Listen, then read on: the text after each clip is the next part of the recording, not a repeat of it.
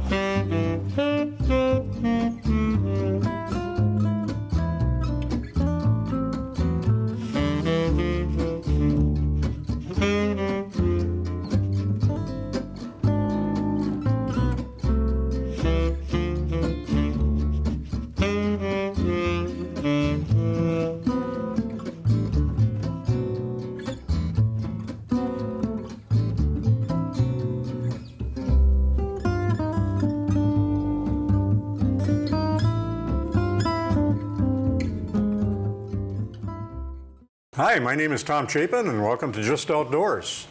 This is a program to bring you the bare facts about the woods, waters, and wildlife of Itasca County. And today we have Tom Neustrom with us again.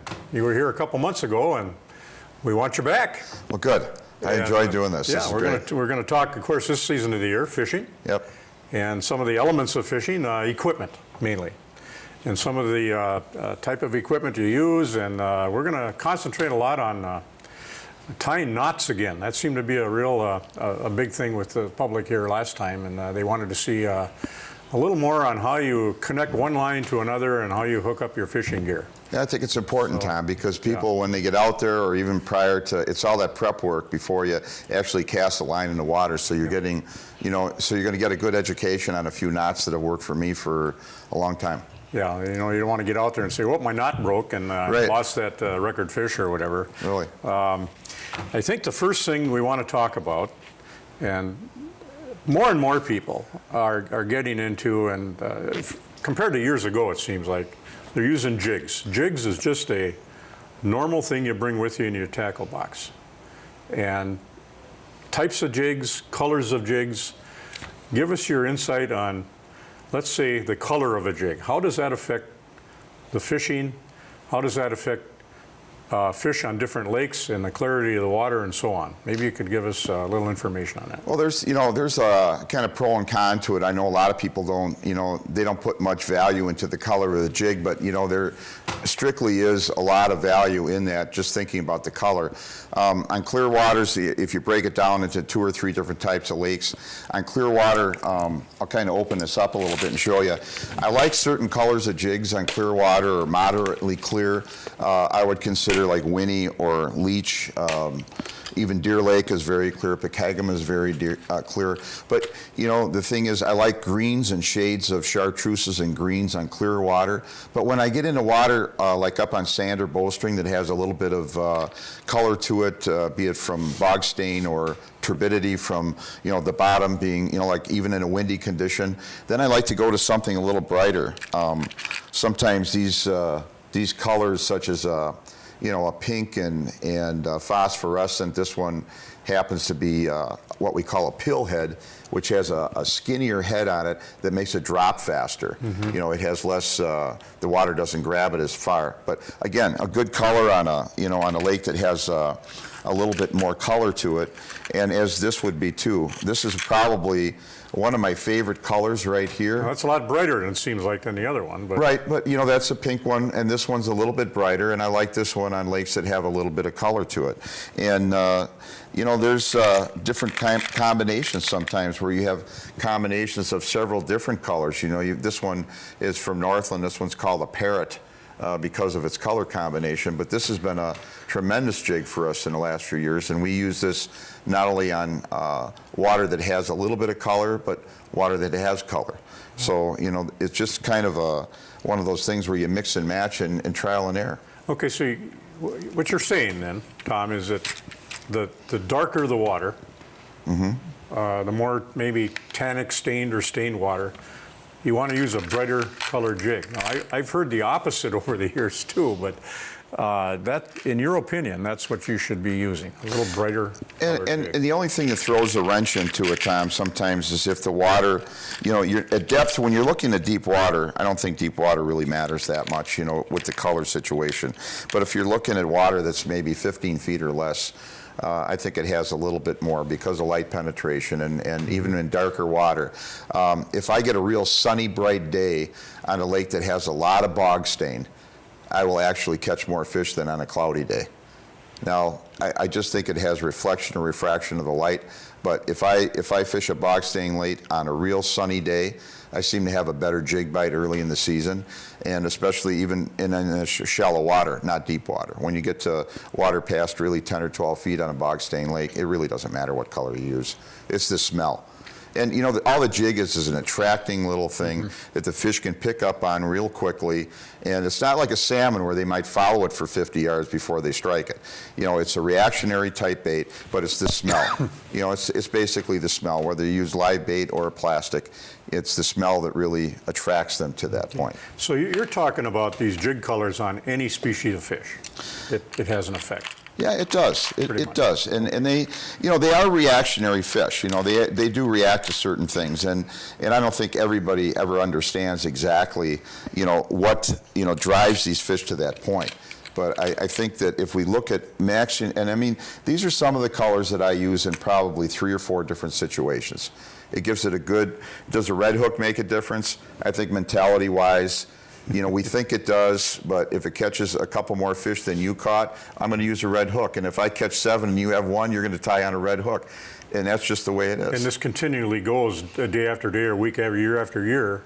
You're going to know that maybe color does have a difference. How long did it take you to learn that color does make a difference? I mean, that must have taken a while to in your career of fishing to say, hey, this is actually another factor I should I would say in the last, I would say probably the last 20 to 24 years, you know, somewhere in that area where all of a sudden a light went off and the color really made a difference. And there's arguments about it from other people and other anglers, but I really believe the color is a situation that people should pay attention to. Do you need 20 different colors? No, you don't.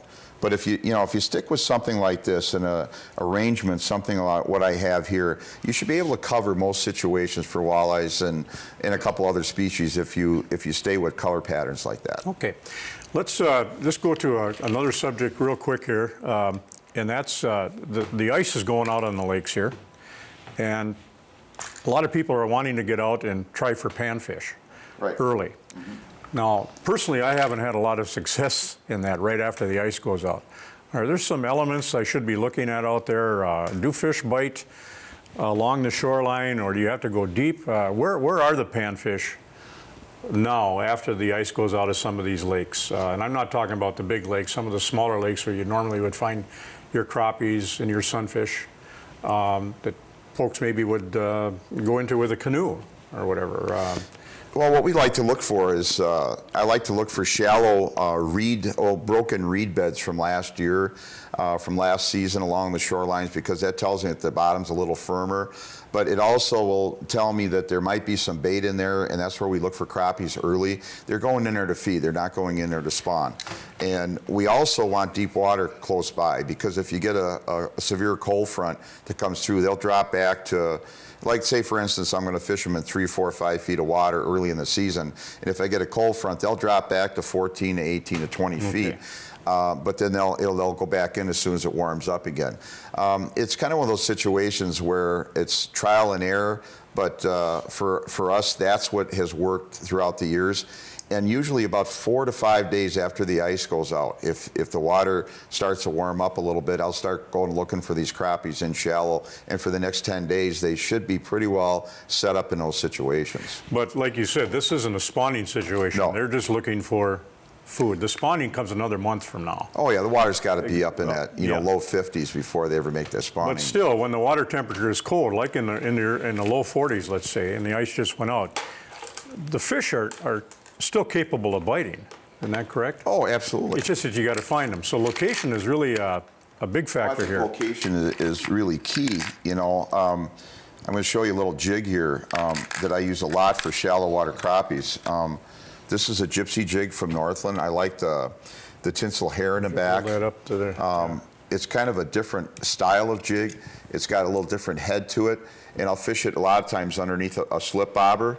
But as you can see, where the eye of the hook is, it's right up on top, and it'll sit vertical, and you can fish it off a bobber. It's just a fairly flat jig. Yes, it is, and it cuts through the water really well if you can see that shape.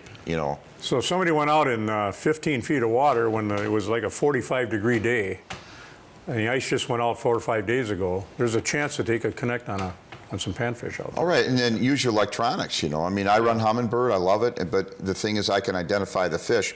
And when you go into these areas, even when you're going to go in shallow, start to look out in that 16, 18 feet of water as you go in slowly, and sometimes you'll pick up these schools of fish and then stop and fish them rather than go into the shallow water and come out. Okay. So if you see the fish on your electronics, stop and fish them a little bit and then continue on shallow. So instead of always going right to the shallow spot, sometimes if you work in from out. In other words, you go out, start working in, and rather going in and then starting to work out. So, I mean, that's a good rule of thumb. Well, it seems like a lot of folks around here are really getting into the pan fishing early, because the game fish, the walleyes and northerners, isn't open until the second week of May, so they're looking for something to do. And there are fish out there that you can go for, exactly, as long as you find them. I just wanted, going back to that question to you, when you were asking me about color, these are my jig boxes that I work, most of my stuff, how would you say, my office wear, but if you can look at the colors here, in here, there's an awful lot of chartreuse greens. Boy, a lot of chartreuse in the whole area. And I'll tell you, I swear by that color. If I had one jig and one color to use for all species that I fish, you give me a jig, and you give me this color and I'll catch fish. Must have the right blend in most waters as far as an attractant. Well, it's the eye, the walleye during right conditions and during the clarity of the water can actually pick up on these kind of colors. Yeah. There are certain colors that they can see and certain colors that they don't. And they've done a lot of testing, and these are the colors that these fish can actually see. And these aren't real special jigs. They're just jigs you can go down and buy. Oh, yeah. At any place. You stop at Ben's or stop at L&M or, River Rat, anywhere. Okay. And you tip those with? I tip with a shiner or chub, or later in the season, sometimes even a leech, Leech, okay. Or a half a crawler. I never use a whole crawler. I always just use a half, so they'll work very well for you. Okay, very good. Well, we come to the point in the show where we're going to be tying some knots here. Yeah, we'll get knotted. I don't know where to start here, but I know that the knots that you have been tying over the years for your customers are not as simple as I thought they would be. There's a little involvement with that. And so let's go through some of the different knots and what they're used for. Well, I think, Tom, a lot of us grew up with the clinch knot. That was the knot where we wrap it 6 times, put it through the hole, and pull it. And the thing is, with a lot of the new lines right now, there's so much smoothness to the line that what happens is there'll be some slippage. And I think that's what's happened over the years, you know, and it's not to say that the mono was any worse or better years ago or now, but I think that I really have to say, I'll correct myself, I think the mono is better now than it was years ago, but there's slippage involved. But they're smoother. Oh, yeah, you can just tell absolutely. by feeling it. And I know that when I've done that clinch knot, it's come out a few times. Even if you wrap it 6 or 8 times, There's a it will couple, pull out. So and what I'm going to do, you know, for folks so you can see this, of course I don't use, this is not ultralight line, this is not what I normally use, but I want to do this so you can actually see how we do this. what's the name of this now? Now I'm going to show you how to tie a palomar knot, and the reason why we like a palomar knot is because it's quick, I can do it in the wind, and it holds. It's got 80 to 90% knot strength. What are we tying here? Okay, A we're going to hook put a onto jig, a hook. You know, it's not for snelling, it's for direct tie to a hook. Direct So what tie I'm to a going to hook, show you is, even though this is a split ring, but I'm going to use this as an example of this going to be the eye of the hook. That's the eye of the Okay? hook. Okay. And what you do is this would be the line that goes to your rod and reel, okay? Mm-hmm. And this would be going down to your hook. So what you do is you double it. You have 2 sections of line like that, and you put it through the eye of the hook. It's very, very, very simple knot to tie. And then you just tie an overhand knot, just like this. Just tie, but don't pull it tight. Don't lean on it. Just tie it like that, okay? Now some of us, and I do quite a bit, I like to wet the knot. I just put a little bit of saliva on there, and what it does is it cuts down on the abrasion, because when you pull mono on a knot, what happens is you create heat, and what you can do is weaken the knot. So just tie an overhand knot. So all you've done is run that through the eye of the hook Right. and just tied a knot there. Right, but not a tight knot. As you can see, there's looseness right there. Just like if you tie your shoelace. Right, just a loose knot. Okay. Now you bring the hook through. You bring it Wind the through. hook through that Right, end here. right. And then you take the short end and you pull it. Okay. Problem is I'm using the heavy, and this Yeah. is what the knot looks Wow. like. So you have 2 sections of line actually on the eye of the hook, what gives it more strength, and you have a very simple knot on the outside. And because you wet it a little bit, you cut down, you lubricated the knot, so you're not going to have what we call chafing, which is which you heat the knot up and it causes it to weaken. And it's a tremendously strong knot. And then you just trim, you know, the edge here. Mm-hmm. Okay. And you're set to go. I know. Look, can you get that undone? Oh, sure. I just, I know it's simple, and it looks simple, but every time you try something like this, it seems like, uh-oh, did he do this or did he do that? Would you do that one more time? Sure. And the reason why Palomar is so good, like I say, it's 80 to 90% strength. Where clinch knot is strong, but the problem is it could come unraveled, and especially with the new styles of mono where it's got a little bit more smoothness. Okay. So here we are. We're doubling it up. Okay. Okay. Putting it through the hook eye. Right. You're tying the knot. Just tie an overhand knot. So you got a double system there. You got 2 lines holding that hook on so far. Right. All right. And again, you don't want to tie it real tight. Right. Okay. And then you just take the eye of the hook and you bring it through the loop. You have a loop sticking out there. Right. Bring it through the loop.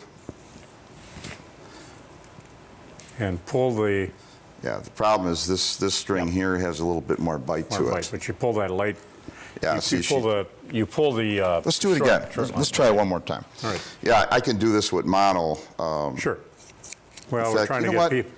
Let me all the, let me folks try to see let me it. try something here, so I can show people a little better with the. Well, that sure seems a lot simpler than the wrap. Oh yeah. Even though the wrap is simple, this sure seems even simpler. If you get used to this is probably Okay, all you I do. hope people can see this. It's a little heavier line, but again, we're looping a double loop. You bring it through. You tie an overhand knot, just like that. It's very simple. And as you can see, I didn't tighten it down. I still got a little bit of play there.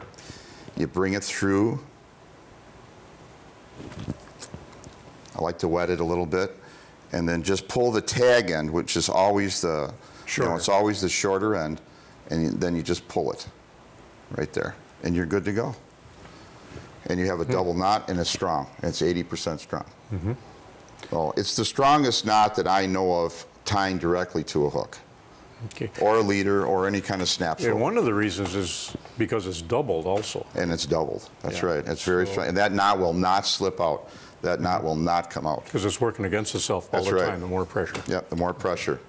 All right. And the other thing is, too, for people, always retie your stuff. You know, don't sit there all day and you tied one knot on a jig or a hook or something like that and think that, well, I'm good to go for the day. Try to retie 3-4 times a day. Because cut the hook off, cut the line off, and tie it again. Right, right. Okay. And that'll ensure you that you're not going to lose a big fish or lose a fish, period, because fish have teeth. And even walleyes got round teeth, but they can nick the line. And you get stuff off the bottom, you get sand and rock and gravel, and they can cause a little bit of aggravation on that line. A little bit of wear that last inch or so, Yep. I suppose. Okay. So that is that's truly probably one of That's the best called the knot. Polymer knot. knot. Okay. Yep. Very good. Yep. The next knot I'm going to tie is a little more difficult. And what are we doing? What are we tying to what? Well, we're going to tie braid to mono. Okay, explain braid. Okay, let me give you just a quick rundown here of why we're going to do this. And there's a lot of reasons to be trying braid to mono, right? Well, braid is strong and it has no stretch, and it gives an angler a lot more feel, you know. But the problem is it does have a little bit more thickness to it, and when you have that thickness, I think mentally, and I think also it does make a difference that the fish might be able to see it. And I think that we look upon that as being something that's against the rule, that we don't want the fish to see it. We're kind of trying to be sneaky, you know. But you have to have a certain knot that goes from mono to braid. So, because you want that lighter line. Well, you want the attached to your hook. right. You want the fluorocarbon type of leader or the lighter monofilament This leader. is that boy, is that smooth. Right. Compared to the old lines, Yeah, it's just unbelievable. It's terrific. There's nothing there. And that's why your knots are slipping too. Right. Okay. But you got to have a knot that is very, very secure Yeah. to this without a swivel. Right, and you're saying mentally, it's better to do this because this is thicker. And you could tie a hook right directly to this. You could, and we do it with crankbaits. A lot of times we'll pull Okay. a crankbait because our crankbait's more of a reactionary bait anyway. But Okay. what we do is we feel in our minds sometimes that the fish can see the jig, especially, or the lure, when they have the heavier type of braided line.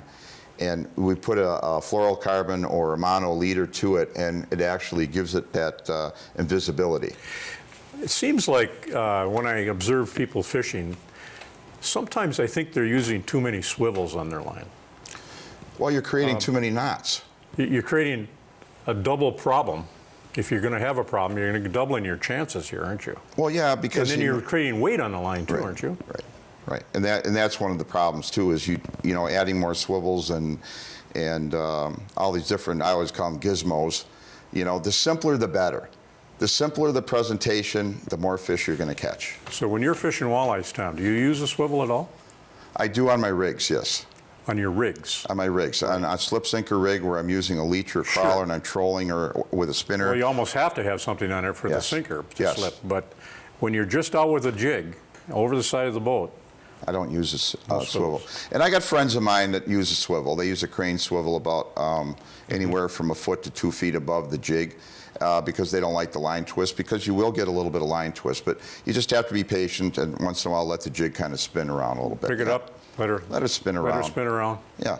Otherwise, care you're going of to it, get these curly cues all day. Because most of the twist is on the end of the line, isn't it? It doesn't go all the way up through the reel. And It can go pretty high if you Okay. got a lot of line out Oh, I and suppose. it's but spinning it like starts this. at the beginning, Right. and it's worse at the end, isn't it? Right. Okay. Right. And That's- you can get a lot of that out by maybe holding your line up 5 feet and letting that circle out. And sometimes if we get a lot of line twist way up into the rod and reel, what we'll do is we'll cut the jig off or the lure we're using, and as we're moving to another spot, I'll put the motor in gear, go forward, and I'll let a bunch of line out, probably sure. sometimes 30 yards of line out, and I'll hold it while I'm in gear going, and it'll actually take the twist out, reel it in, and That's a good idea. And then we can retie them when we're ready to go. So. Okay.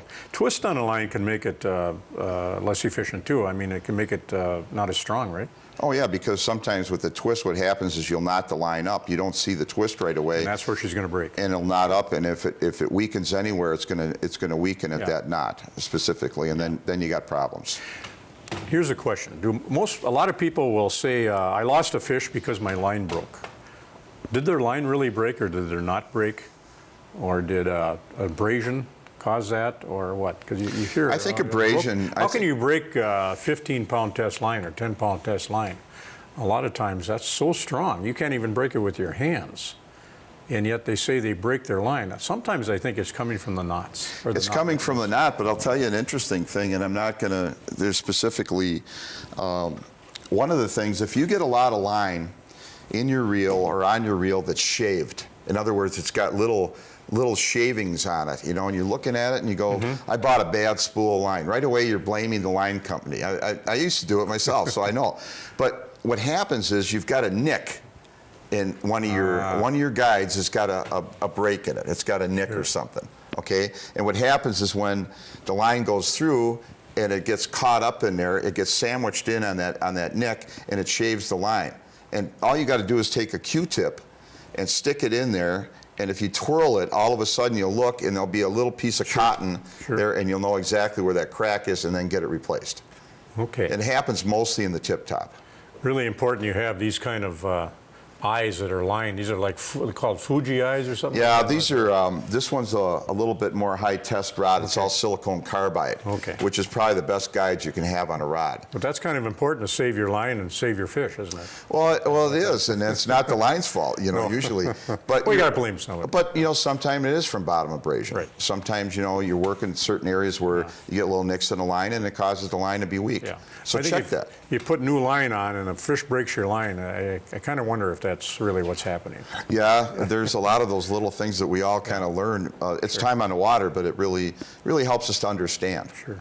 Look at your equipment. Keep going over it. Oh yeah. Look at it every time you go out. I think it's real important, and I don't think sometimes people really honestly take the time to do that. All right. Well, we got that out of our system. Let's look at another knot here. Well, this one again. This one is going to be a little more complicated. This is tying braided line. Braid to mono. A braided line. Right. And this line here you're looking at it, boy, it's real thin, but that's pretty strong stuff, isn't it?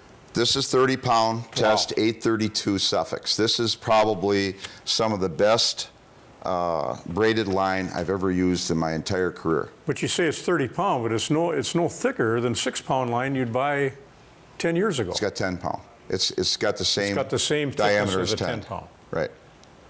The old 10-pound or whatever. Well, if you were going to match this up with 10-pound mono off the shelf, you would compare the line diameter, it would be exactly the same. 10-pound. It has 30 pounds of strength. 30 pounds of strength. You could pull a cart full of kids in this thing if you wanted to. If you wanted to attach it to the trailer, you could actually pull them. But that's the thing. And the thing is, it has no stretch. You know, it doesn't have any stretch, so you don't have any give in it. I mean, so you can set the hook on a fish, and I'm going to show you one really quick trick on braid that you have to follow what I tell you to do so you don't break a rod. Here's the thing. I've got this is going up to, for instance, to my rod, okay? And now I have a section right here. I have a section of mono, okay? Now this down here will be where I'm going to tie my jig and everything, so I've got a section of mono. And it makes no difference to me if you want to have a leader that's 2 feet long or 20 feet long, it doesn't matter. But usually I stay with that 3, 4 feet, that's where I kind of stay, because a lot of times if I lose a jig or break off, then I can tie another one on right away, and I still have more mono left to do it with. I don't have to break everything off and do it again. But here's what you do, is you have 2 sections of line, and try to keep it around, 10 inches to a foot.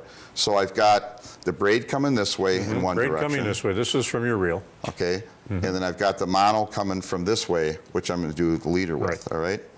So what I do is I use my fingers, and I grab the braid, and I twist it. Pull that. What I do is I put that between my, here you can pull that for me. Just hold on to that. What I do is I twist it, and sometimes I just take my index. What are you doing now, twisting it? Hold on a second. Okay. See, I have it between my finger, all right? And then I twist it like 4 times. You're twisting the braided line over both the mono. Right. And I've got a braid. and I've got a loop. See, I've got a Okay. loop, all right? And I twisted it 4 times, all right? Now, I just put that the loose one with the braid, I put it through the loop. There's 2 Okay. loops there. There's the loop of the mono and a loop of the braided. Right, right.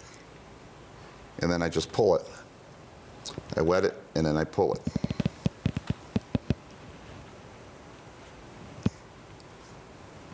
Here, grab that mono end. Okay. Mm-hmm.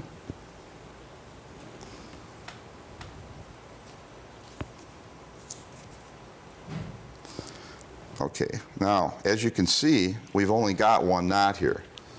See, the mono is sliding through, so that wouldn't work. Right. I mean, you got the braid attached, but now what you do is you turn it around the other way. You can let go of that and hold this side. And now what you're going to do is you're going to take the mono end instead of the braid and do the same thing. You put your, here, just hold on to it. Come back towards you a little bit. No, come back that way. Okay. And now you're going to do the same thing. You're going to wrap the mono 4 times, and then stick it through the loop, just like that. Loops of the 2 Right. combination. And then you pull it, and then wet it, like that. And now here's what you do. Pull it together. You pull them together, and you have a joint. You So have a joining of the 2 lines right You there. got 2 knots actually Pulling together. pulling together, meeting themselves. Right. And each one is wrapped individually. That's right. Okay. So, you know, I realize I do it a little quicker when I'm out in the boat and stuff, but I wanted, you know, I wanted folks to actually see the process of it. But, and then what you want to do is you want to trim your ends off, and you want to trim them about, 1/8 of an inch or so from the knot itself. And there you have it. And the thing about this is it's smooth enough where it's going to go through the guides. It's not going to get hung up. And that's the important part of having that, but it also forms a unification of the 2 knots that is very strong. Mm-hmm. And you won't, I mean, you will not break this. And that's going to be close enough to the hook where you're not going to be in the guides very often. No, you're not in the guides very often. No. But still there is times. Sure. You know, there's times, especially when you first start out with it, and you want to do like a 4-foot section of mono. So, I mean, and this is, you know, they call this a blood knot or a uni knot. It's kind of a modification of the 2. But it really honestly goes very, and I usually trim it off a little cleaner Yeah, than it's that. no bigger than a slip knob or bobber knot, right? Right, very small. It's very small, which is, that goes through your guides because you're casting all the time. Yep. Yeah, so, all right. But that works very, very well. And for joining the 2 lines together, it's almost, this is the knot that you basically have to tie.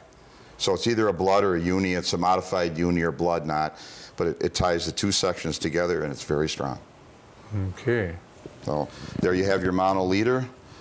There you have your braid to your, you know, to your rod and reel. Okay. Okay. Now that circle at the end, you twisted it and put the line through. That's just the twisting. You're just making a circle to put it through. Right. And then you're using your index finger kind of as a roller, because you're wrapping it around 4 times around the line, and then you used your finger kind of increase the loop. Okay. See, some people will try to hold the line and wrap it this way, and then they get messed up. But if you use your index finger and wrap it around the 4 times and then slip your finger out of there and pull that tag end through it, it makes for a better unified knot. So you're wrapping the braided line first. Mm-hmm. You can do either side first. I just always do the braided. It's just something. And then wrapping the other line, you pull them together. Yep. And there you go. Okay, I hope everybody got that. Yeah, and I know you got it's to practice, but I think it's simple enough where if you did practice in an hour, you'd have that down pretty well. Yeah, and you know, I mean, you're sitting there watching TV, or if you're watching the playoff games right now, give it a try. I mean, just sit there with the 2 sections of line. But do me a favor, if you're going to try this knot, try it with heavier stuff first. Try it with like 10 or 12 pound mono, and try it with the 30-pound braid, because it'll give you a better idea of how to do the knot. And then later on, when you're going to use a 6-pound braid like I have here, this is actually about as thin as you can get. This is 6-pound braid, which is almost a 2-pound diameter, and it actually is it's not that hard to tie, but you're better off practicing with the heavy stuff. It's light, yeah. Right. Crappies. And again, it's Suffolk's 832 braid. It is awesome line. Is this a walleye? Yeah, oh, absolutely. Okay. I just was down in Florida and I used the 30-pound and we caught 100-pound tarpon on it. Wow. That's how, well, the line is so strong. Yeah. And it's direct too. I mean, And you can make really long casts with it. I mean, the stuff is so smooth, it just flies right off the reel. Yeah. So, you know, that's another really good thing. But, you know, here you got, this is 6-pound, and I think I've got 6 or 8-pound fluorocarbon, but this is such a strong joint. And I mean, this is still the same knot as I tied on the other one, but I mean, you got tremendous strength there. Now, the purpose of all this, Tom, is to eliminate that swivel. Right. In between your braided line and your leader. Yep. People could use a swivel, they can use a connection there. Absolutely. But this is just another way of making it maybe just a little more efficient. Is that right? Yeah, let me show you one more little knot, and a lot of people probably won't tie this very often, but let me show you real quick. It's kind of a drop knot. Say you wanted to have a sinker on the bottom and you wanted to have a line up on top with your hook. You know, your fish might be off the bottom a little bit, or you've got a lot of silt on the bottom, mud, and you want to get your hook off the bottom, but you want to be in contact all the time. So you're looking at maybe a foot, foot and a half? You can make it a foot, you can make it 3 feet, you can make it 4 feet if you want, 5 feet. But the thing is, you're going to be able to put a hook up there without ever having to put a swivel up there. And it's been really good for me for drop shot fishing for like smallies and stuff where the fish are a little bit off the bottom and I'm fishing them in deep water. But what you do is you take your line, which is connected to, you got the weight on the bottom, or you haven't put the weight on yet, but this is connected to the rod, okay? Now what you do is you take the line and you bring it between your fingers like this, and then you double it back again. So now you've got 4 sections of line. Yep. So you got 2 fingers here and you got 1 finger here, okay? And what you do is you twist it towards you 3 times and then bring the loop through, and it forms like a little bow tie. You can actually see that. You don't want to pull it fast. You want to pull it real slow. I like to wet it just for that lubrication, and then I pull it tight, just like that. Now here's what happens, is I take the clipper,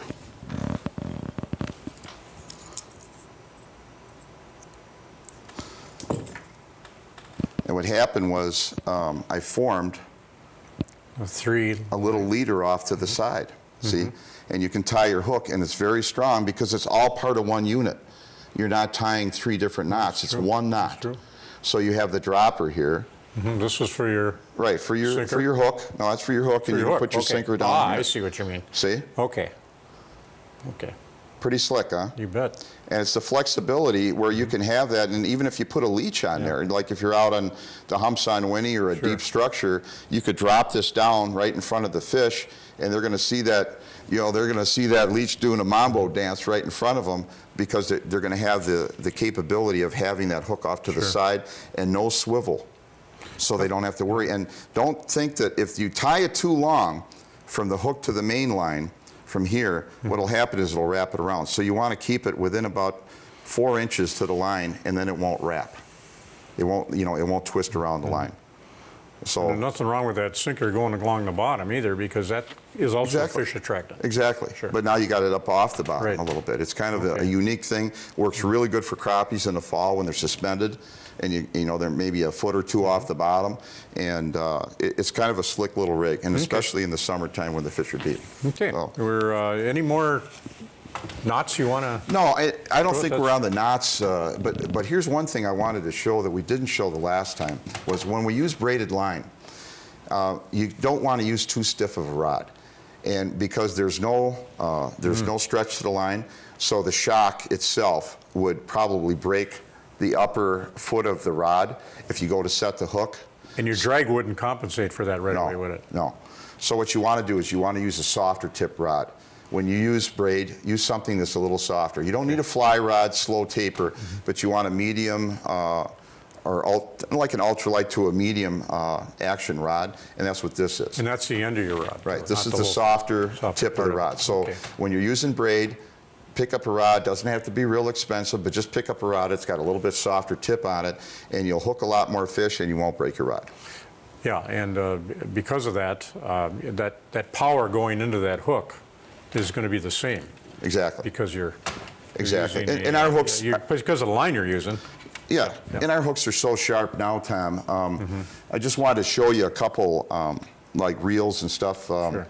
And I don't expect everybody to go out and buy everything that I'm going to show you, but I'll tell you, if you want to go out and bang for the buck right now, there's so many good reels on the market right now that you can't even imagine. And I mean, what we used to pay $200–300 for a reel, you can pay $65 to $80 and get almost the exact same quality of a reel that we fished. And if I gave you this reel, this one down here, which I'll show you, and I gave you this one, and you held them and you reeled them and you fished with them, I don't think you could hardly tell the difference. This one's $225. This one is $75. Wow. And it's a Daiwa Exler. It's a tremendous reel. It's a great customer reel for me. My customers just love them. And Daiwa Exler. Exler, right? Okay. Daiwa Exler. And it's just a really good reel. I know Ben carries just a whole bunch of these reels for people, and L&M is carrying them. There's a lot of places in the area that you can get them, but just remember that Daiwa Exler, and it's really, I mean, it's just silky smooth. I mean, I gave it to you to try, and I mean, the bail is real strong. And the other thing too with folks, you know, when you're fishing and you throw a cast, don't always rely on closing the bail, because sometimes it catches. Just flip it with your finger. Yeah. Flip it with your finger. It's just so simple, because I see people sometimes with a reel and they're trying to do that, and sometimes the line will twist around there. But if you throw a cast and just it's going to increase the life of that whole reel, isn't it? Oh, absolutely. I mean, Your bail springs, you won't be breaking the bail Right. springs as much either. But there again, that's that style reel, and this is a Daiwa Fuego, and this is a little higher priced reel, but it's about an ounce in weight less than that, and what an ounce isn't that much, but it's got 6 ball bearings. The Exler's got 4.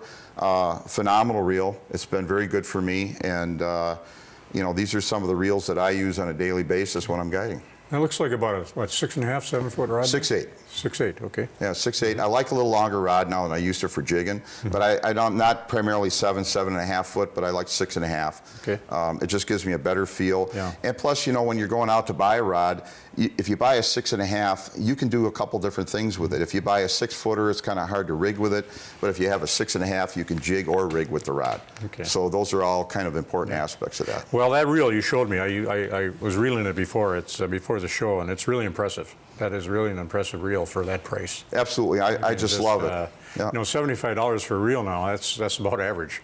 People are going out and spending.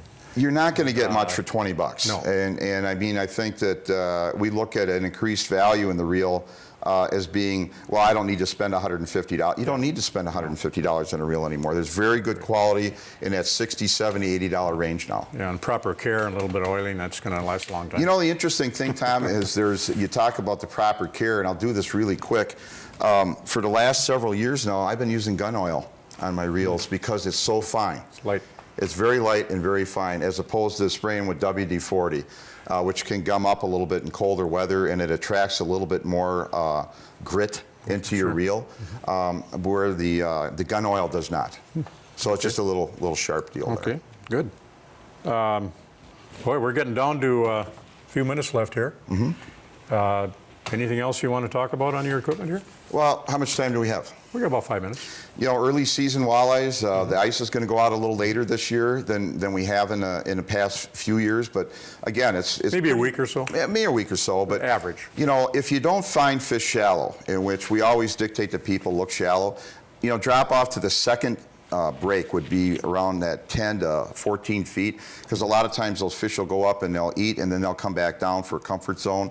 They're looking for a little bit warmer water. Watch your temperature gauge if you have one. If you find an area that's got 4-degree warmer water, sometimes that'll be a triggering aspect. But think light, you know, use lighter jigs, don't use real heavy jigs. And even with your baits, I've caught a lot of walleyes opener on crappie minnows, tons of them. You know, so if you're getting these big shiners and that, you know, it's okay if that's what's available, but hey, bring some smaller chubs with you. You'll be amazed on how it can make a difference. Now, would you work your way from the shore out or from the deep water in? I work from shore out. Okay, on this particular. Yeah, this is something I do different, but I'm always looking too. I'm looking for the birds, I'm looking for bait, I'm looking for water temperature. All kinds of signs out there, isn't there, where the fish are? And you know who my best buddy is? The loon. The loon, oh sure. You look for the loon, he knows where the fish are better than we do. Yeah, sure. Sounds good. Very good, Tom. Thank you. The last thing we're going to talk about quickly here is something you're involved in, and it's something that the community hopefully will really get involved in, and that's coming up, and that's this Governor's Fishing Opener coming to Grand Rapids. We haven't had it since '99. It's a big event, and you're involved with it, and we need some help.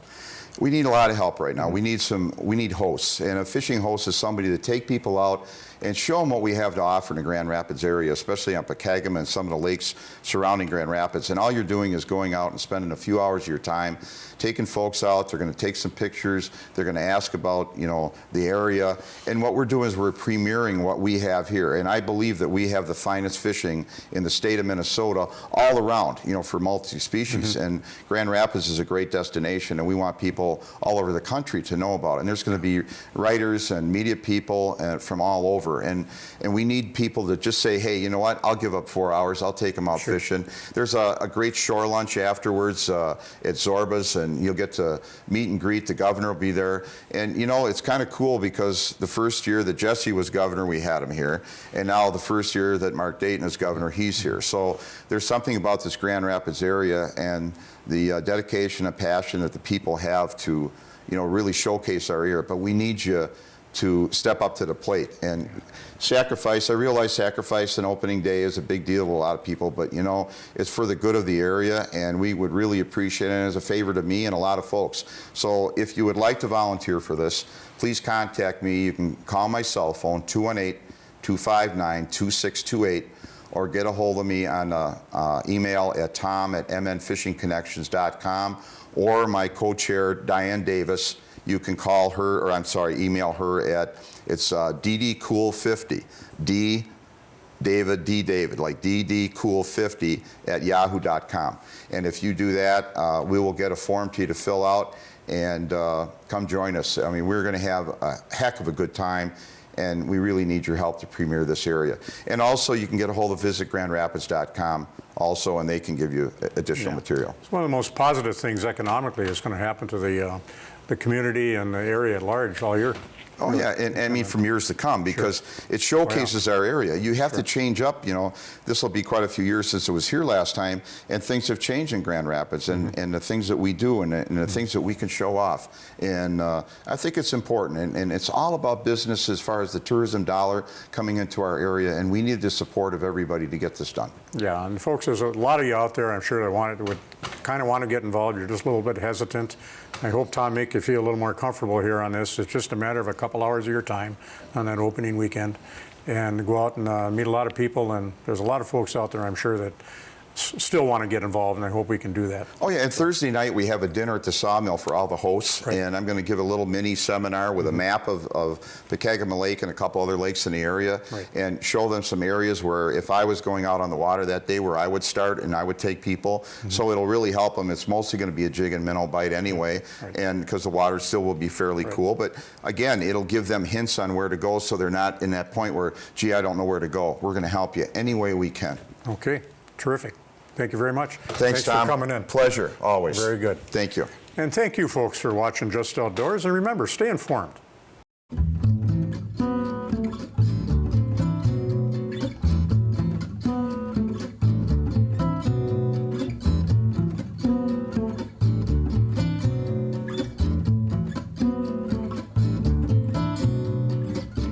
Mm-hmm.